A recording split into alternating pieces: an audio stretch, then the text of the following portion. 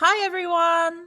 Today I want to have a laid back, easy crafting session. This one's going to be great if you're a beginner, and I want to revisit these rub-on transfer stickers again, especially since I just love how adorable this chick sticker is. I've been wanting to use it for a little while now, and it's just perfect for this time of year, with it being spring and Easter being literally in a few days. I will be using ResinCrete, aka Eco Resin today, so let's get started. So the plan for today is I'm going to use these coaster molds and I want to see if I can make my own trivets. If you don't know what trivets are, they're basically just coasters for your pots. They're also known as pot holders. And the idea behind this comes from me using ResinCrete for candle holders. If ResinCrete can resist the heat from an open candle flame, it should be able to resist the heat from a pan, right? At least I hope so. Now, I'm measuring out 650 grams of ResinCrete powder, and I'm going to measure out 195 grams of water, and this should be enough to fill my 3 coaster molds. If you've never worked with ResinCrete before, the mixing ratio is 100 grams powder to 30 grams water, but the cool thing about it is that if you're a couple of grams off, it's pretty forgiving. As you can see, I was meant to measure out 195 grams of water, but I've ended up with 198. So 3 grams more, but it's okay. These pieces are going to be fine.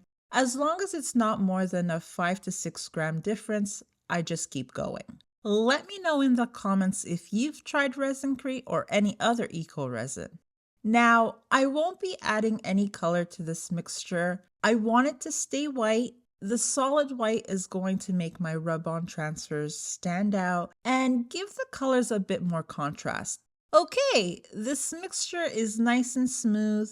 There's no lumps or clumps, so now I can fill up these molds. But for anyone who is new to ResinCrete, you can dye it. Acrylic paint actually works really nicely, especially if you use dark colors. So now I'm just running this micro brush along the edges to dislodge any air bubbles that might be stuck. And then I'm going to let these pieces solidify, which will take about 30 minutes. All right, it's been 30 minutes. These are solid now, so I'm going to quickly pop these out of the molds, and then I'm going to let these sit on this baking rack for a few hours to dry out. You do want to try and remember to demold your pieces at the 30-minute mark, especially if you've dyed your ResinCrete so that your pieces don't end up with any discoloration from moisture stains. I also want to quickly show you what I made with the leftover ResinCrete I ended up with. I made this plate, I made this little star, and I made this little hippo. Isn't he so cute? Now I'm going to let all these pieces dry up so we can get to the fun part. Okay everyone, it's been over 4 hours since I demolded these and they feel dry now. A quick little tip on knowing when they're dry is if the pieces feel cold and damp, there's still moisture. If they feel light, velvety, and smooth, then they should be good to go. So now comes the fun part, adding the stickers. I'm definitely going to use this chick one. I'm also going to use this bunny one with the eggs and this goose one also with some eggs. Now, before I started recording this video, I did do a little test to make sure these rub-on transfers would adhere to ResinCrete, and surprisingly, it attached perfectly. I didn't have to do anything special, so I'm going to be putting these stickers directly onto the ResinCrete.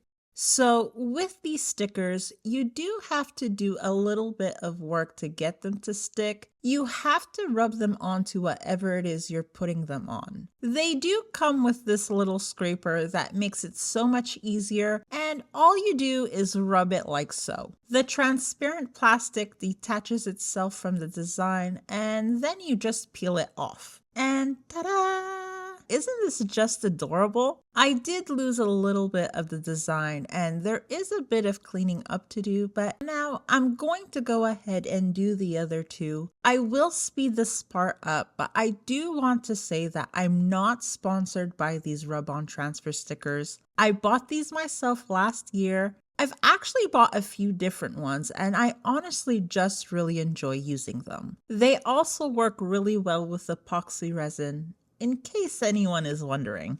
One thing I am contemplating is whether or not I will use my chrome markers today.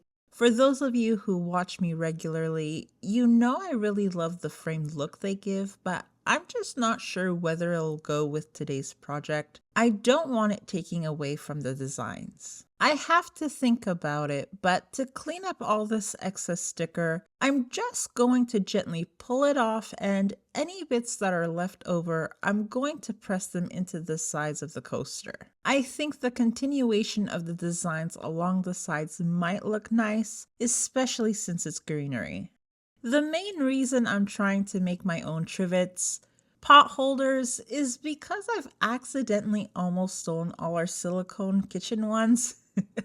I think I only have 2 left in there, and it's because silicone pot holders are actually really useful for doming resin since epoxy doesn't bond to silicone. That's a little resin tip for you, but once I use something for my resin crafts, it stays in my craft room for my resin crafts, just because of safety concerns. The silver scale I used earlier was also stolen from my kitchen. Now that I've cleaned up these stickers, I'll show you a better close-up later. It's time to seal these stickers. Honestly, if these pieces weren't going to be Trivets, I'd leave these pieces as they are, but I'm going to seal them with this sealer since it's heat resistant, and I don't know if these stickers are heat resistant. But first, I do have to make sure this sealer won't react in any way with these transfers, so I'm going to use the goose piece as a tester. It's not my favorite, so if it goes funny, I won't be disappointed. Be sure to let me know which of the 3 stickers is your favorite.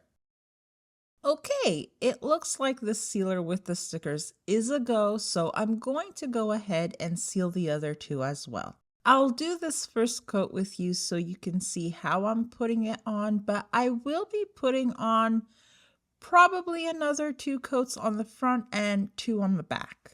But like I said earlier, if I didn't need these to be heat resistant, I think I could easily leave the pieces as they were. If you watched my last video, you know I mentioned that not all stickers work with eco resin, and I swear, I think these transfers were made for eco resin. Again, not sponsored. I'm just so surprised how flawlessly they've stuck on. These pieces are fully sealed now.